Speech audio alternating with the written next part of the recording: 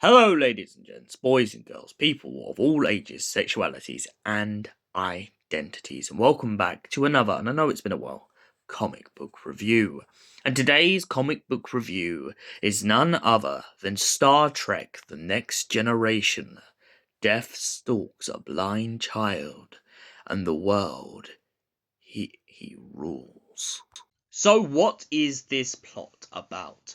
Well, it turns out that one of the members of the Enterprise has been tasked with an operation. He's been tasked with an operation to essentially help a blind child see. However, the species that has come aboard the ship, the Prince, who we should point out, is getting ready for his manhood kind of evolution, wants to be able to see. Now, he has lived very long and very hard in a world in which he is blind to everything.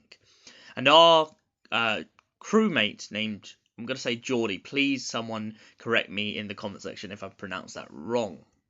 But Geordie is determined to help him see, along with the rest of the Enterprise crew. They are determined to give him the one gift he wants out of everything. He wants the ability to see. And he explains to the Prince that his visor is what allows him to see. However, our character finds himself in great turmoil and great distrust for his own crew members, as it turns out that the whole crew seems to have a saboteur and two potential murderers waiting in the wings. One of these murderers happens to be none other than a doctor that Geordie looked up to, and another one of the doctors happens to be his associate. Geordie has spent so many years under this doctor looking up to him as his hero, so to find out the fact that he is actually a liar and a wannabe murderer, it really doesn't sit well with him.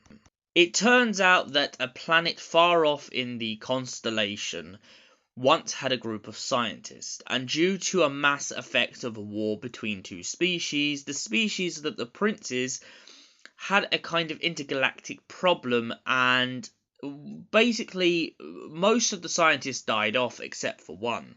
That one being the Doctor, who would go on to join the Enterprise and all of its next generation crew, but he didn't mention this.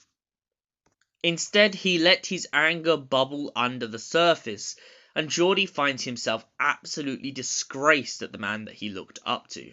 He explains to Data the fact that he is outraged at that this doctor could just be so abhorrent, so arrogant, so angry at a species, rather than giving them the benefit of the doubt, and also rather than not judging every book by its cover. Across the story, we find ourselves in a situation in which Geordie suddenly puts together a situation that he realises that the Doctor couldn't have been the murderer, well, at least not the main murderer. He is still guilty of some crimes, but he isn't fully the killer.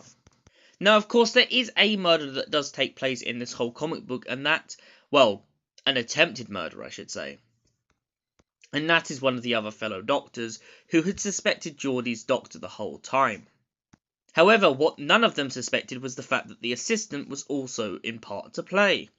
Due to the doctor not being able to use the scalpel because he's got shaky hands, Geordie puts together the two and realises that he must have had an accomplice. When he finally finds out who the accomplice was, he points out to the assistant that she needs to move beyond her petty hatred and continue with the operation. They agree for this to happen, and the blind child finally manages, well, to see to an extent, using the visor. Geordie and the captain end up having a conversation at the comic book in which his captain is worried that his vision of humanity has been clouded.